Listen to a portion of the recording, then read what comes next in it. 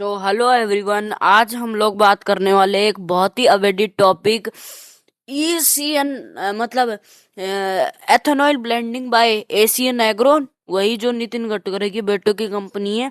तो ये basically company इन्होंने खोली कब, एक तो इस बारे में बात करेंगे और इन्होंने इसको कैसे चलाया और नितिन गडकरी पहले करते क्या थे, उनका पैसे से काम क्या था पहले, और ये कंपनी से कैसे जुड़ी हुई है। E20 फ्यूल इस कंपनी से कैसे जुड़ा हुआ है, इन्होंने इतनी जल्दी E20 फ्यूल क्यों लाया और कैसे इस कंपनी के शेयर प्राइस बढ़ते हैं, और थोड़ा बहुत बेसिक कि इथेनॉल ब्लेंडिंग होती कैसे है। तो सबसे पहले शुरू करते हैं, ये कंपनी के शेयर प्राइस बढ़े कैसे और E20 फ्यूल कैसे है।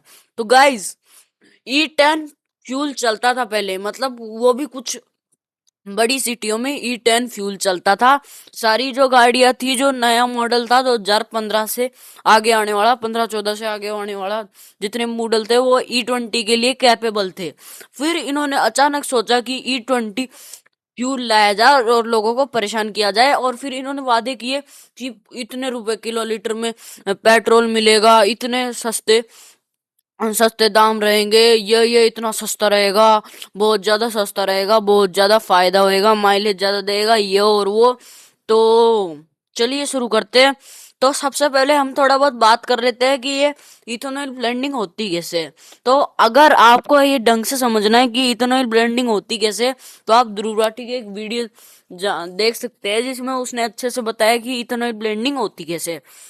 तो थोड़ा बहुत मैं भी बता देता हूँ आप लोगों को, या फिर आपको चाहिए इस पे ही वीडियो तो मेरे पे कमेंट कर दियो। सब लोग मेरे को कमेंट कर दियो तो मैं ये वीडियो बना सकता हूँ। जैसे ही आप कमेंट करोगे मैं बना दूंगा। तो चलिए शुरू करते हैं तो अपनी वीडियो। तो इथेनॉल ब्लेंडिंग बेसिकली या तो जो गन्ने होते हैं ना, गन्ने या तो उनके वेस्ट से या उनके रस से हुई जाती है। इसको सबसे पहले इथेनॉल ब्लेंड करने के लिए जो गन्नों का जो कचरा होता है ना, फालतू पड़ा हुआ गंदा कचरा गन्नों का, है ना, उनको लाया जाता है, फिर उसको ब्लेंड करा जाता है। किसानों से ले आते हैं खरीद खरीद के सस्ते सस्ते दामों में, फिर उसको ब्लेंड करते हैं ये लोग। और ब्लेंड करने के बाद में क्या होता है, काफी सारी चीजें होती है ब्लेंड करने के बाद में। जैसे ही ब्लेंड किया ना, तो ये प्योर ब्लेंड हुआ हुआ तो इसमें कुछ अपन दारू की तरह यूज कर सकते हैं इसको, प्योर ब्लेंड हुआ हुआ तो वो तो नहीं चलना था। वो तो एक तरीके से फिर गलत चीज हो गई, तो वो तो इनको करना नहीं था। तो फिर क्या हुआ, इथेनॉल में क्या होता है बेसिकली, पेट्रोल होता है, गन्ना होता है, गन्ने का वेस्ट से बना हुआ कुछ, है ना, और केमिकल्स होते हैं कुछ जिनसे गाड़ी के लिए सूटेबल बने ये और गाड़ी ढंग से चल सके। तो इनमें फिर केमिकल्स मिलाए ताकि ये पीने लायक ना बचे। तो ऐसे फिर इथेनॉल बनता है। तो बेसिकली इथेनॉल गन्ने के वेस्ट या उसके रस से बनता है, वेस्ट प्रोडक्ट से। तो ये क्लाइमेट के लिए अच्छा है, पर गन्ने में जिस हिसाब से पानी की जो खराबी होती है ना, उस हिसाब से तो ये क्लाइमेट के लिए भी अच्छा नहीं है, पर ये अच्छा है जहां तक है। तो मैं बात करूंगा ईसीएन एग्रो की। ईसीएन एग्रो दोस्तों 2019 के टाइम पे, अभी लेटेस्ट में ही, बिल्कुल ही गिरी हुई कंपनी थी एकदम। खत्म स्टॉक थे उसके, मतलब स्टॉक थे ही नहीं, बिल्कुल ही खत्म। 5-5 रुपए के स्टॉक मिल रहे थे, बहुत सारे स्टॉक खरीद ले एक आम आदमी तो। और अचानक से उसका स्टॉक हो गया 2,500 रुपए का। अब तू देख ले, अब मतलब अब अपन देख लो कि 2,500 रुपए का अचानक से स्टॉक हो गया। और ये E20 पेट्रोल बेसिकली इतनी जल्दी लाने की कारण यही है सब। अगर आप कोई की वीडियो देखते हो तो सभी यही कहेंगे कि यही है मतलब कारण कि E20 पेट्रोल इतनी जल्दी लाया जाए। तो दोस्तों की E10 जो पेट्रोल था वो उसके लिए कैपेबल थी सारी गाड़ियां, और जो पुरानी गाड़ियां है वो उसके लिए कैपेबल नहीं है। मतलब जो अभी कुछ गाड़ियां है तो उसके लिए कैपेबल है, पर पुरानी वाली नहीं है कैपेबल उसके लिए। तो कुछ और एक और सुनो मेरी बात, जो जिन कंपनियों ने ऐसे कह रखा था ना कि ये E10 पेट्रोल के लिए कैपेबल गाड़ी है, इसमें E20 नहीं जा सकता, उन्होंने भी ऐसे लिख दिया लॉन्च होते कि नहीं, पोस्ट डिलीट कर दी। जैसे अब रेनॉल्ड्स की ले लो, उन्होंने पोस्ट डिलीट कर दी और ऐसे लिख दिया कि हाँ इसमें भी E20 पेट्रोल डल सकता है, ज्यादा फर्क नहीं पड़ेगा।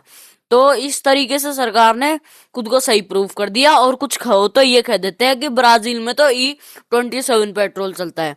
और ब्राजील की बात करूं तो ब्राजील बहुत सालों से ही E20 पेट्रोल पे डिपेंड है पूरी तरीके से, ताकि उनका क्या है ना, सिस्टम कम होए, वेस्ट सिस्टम कम होए, मतलब उनका पोल्यूशन कम हुए।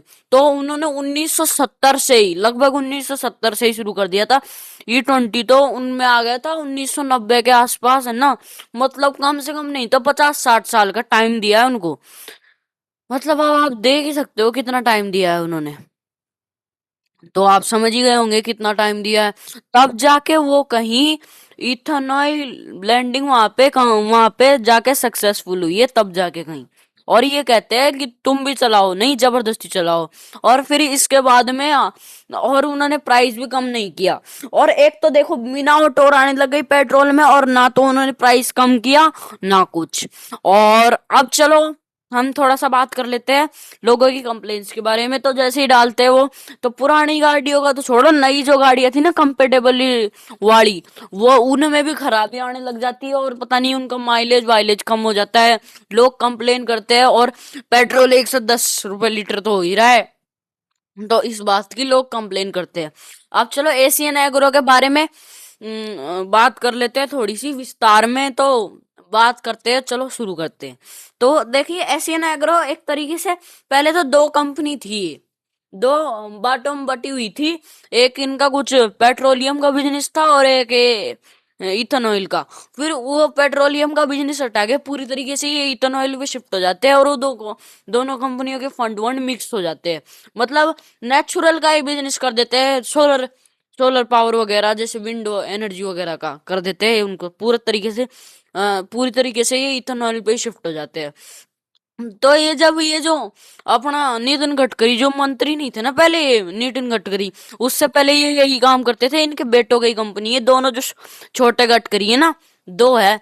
तो उन दोनों अभी हैंडल कर रहे हैं वो एशियन एग्रो। एशियन एग्रो का अगर आप स्टॉक देखोगे ना तो 2,500 रुपए का हो गया, और 2019 में स्टॉक सिर्फ 5 रुपए का था। अब आप देख सकते हो ये सिर्फ 5 रुपए का।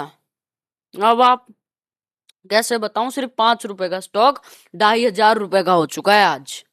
तो देख सकते हो कितनी तेजी आई है। तो जब ये सिर्फ एशियन एग्रो ही नहीं है, काफी सारी कंपनियां हैं, पर इसके अंदर सबसे बड़ी एशियन एग्रो ही है। लगभग 300 करोड़ का सालाना टर्नओवर है, रिवेन्यू इनका। और सबसे बड़ी मतलब एशियन एग्रो ही है इस फील्ड के अंदर, और सबसे बड़ा वही खेलते हैं। तो आज से 2018-16 के टाइम पे एक मीटिंग भी रखी गई थी एथेनॉल ब्लेंडिंग बढ़ाने के चक्कर में। ये नितिन गडकरी लीड कर रहे थे इस मीटिंग को।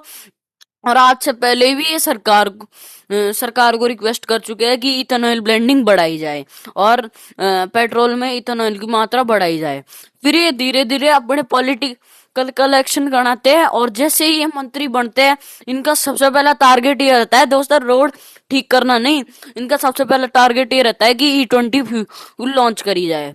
तो ये जैसे ही रोड का मंत्री बनता है, इंफ्रास्ट्रक्चर के मंत्री बनते हैं जैसे ये, तो ये सबसे पहले काफी सारे वादे करते हैं, जैसे पेट्रोल सस्ता होएगा।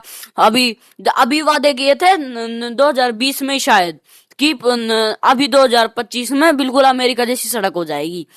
और कुछ भी नहीं हुआ है, गड्ढे ही गड्ढे हैं सड़क में।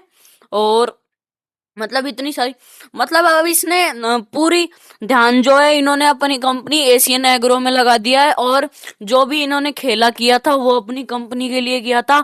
इससे पहले भी ये सारी जितनी भी एथेनॉल ब्लेंडिंग की कंपनियां हैं ना, उनको लेके सरकार से बात कर चुके हैं इस बारे में। और जैसे ही ये मंत्री बने, इन्होंने तुरंत से भी तुरंत, जल्दी से जल्दी E20 फ्यूल लॉन्च करा। और इसके बीच में यही कारण है। और सरकार तो ये भी लेके बैठी है कि 2030 तक तो E30 भी लॉन्च कर देंगे ये लोग। 30 नहीं, 27-28 भी, 27-28 में ही ये लॉन्च कर देंगे। कौन सा वाला? E30। फिर इसके बाद में क्या होगा वो मेरे को तो पता नहीं है, अब अपन आगे देखते हैं। सबसे पहले तो E27 लॉन्च करेंगे 2-3 साल में। तो अब अब तो ये है कि अगर वो मंत्री पद से हट भी जाए ना तो उन्हें कुछ फर्क नहीं पड़ेगा। तो यही थी एशियन एग्रो की कहानी, और यही थी नितिन गडकरी, चोर या चौकीदार। तो आप सभी का शुक्रिया मेरी वीडियो देखने के लिए। लाइक करें, कमेंट करें, सब्सक्राइब करें और बाय बाय। और अगर इथेनॉल ब्लेंडिंग के बारे में पूरी वीडियो देखनी है तो मेरे को कमेंट करिए। Thank you, bye bye, sayonara, Tata.